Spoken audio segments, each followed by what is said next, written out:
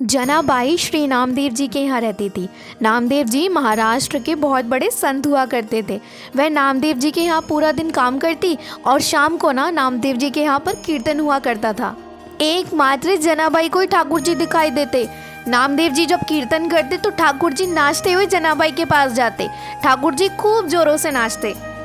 कहते हैं जनाबाई मंदिर नहीं जाती, तो एक दिन नामदेव जी ने उनको टोका, हे जना तू मंदिर क्यों नहीं जाती। तो जनाबाई ने कहा कि मंदिर तो वो जाए जिनको ठाकुर जी बाहर नहीं मिलने आते, मुझसे तो डेली मिलने आते हैं। तो जनाबाई कहती, आप जब शाम को कीर्तन करते हो तो इतने सारे वैष्णव आते हैं, तो उसमें बीच में पीताम्बरी पहनकर विठोबा भी आते हैं, विट्ठल भी आते हैं और आके नृत्य भी करते हैं। एक बार एकादशी थी, उस दिन बहुत भीड़ लगती है पंडरीनाथ भगवान जी के दर्शन के लिए एकादशी वाले दिन।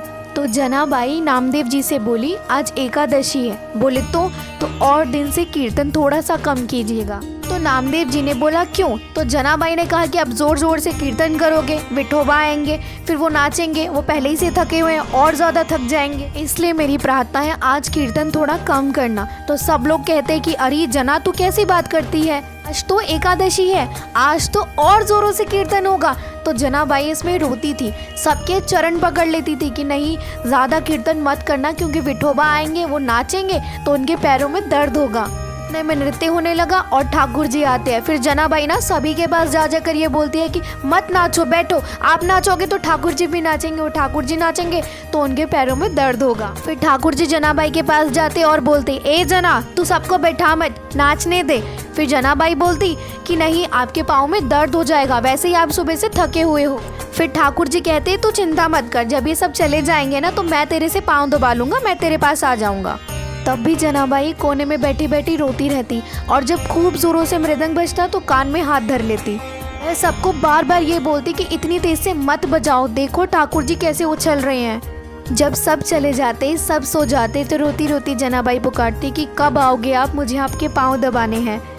जनाबाई घी लेकर बैठती, तेल लेकर बैठती और इंतज़ार करती कि कब प्रभु जी आएंगे। फिर ठाकुर जी आते रात को, और रात में जैसे ही ठाकुर जी आते जनाबाई की गोद में अपना पाँव धर लेते और कहते ले दबा ले।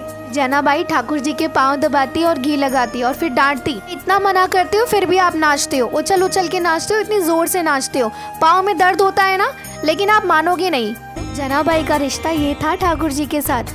उनके लिए विट्ठल जी साक्षात जीवित थे, जो चलते फिरते हैं, उनके साथ रहते हैं, उनके काम में हाथ बटाते हैं। ये भक्ति ज्ञान से नहीं अपनेपन से आती है। गीता का ये श्लोक हमें यही समझाता है कि भगवान को दिखावा नहीं चाहिए, भगवान को तो भावना चाहिए, जैसे जनाबाई की थी।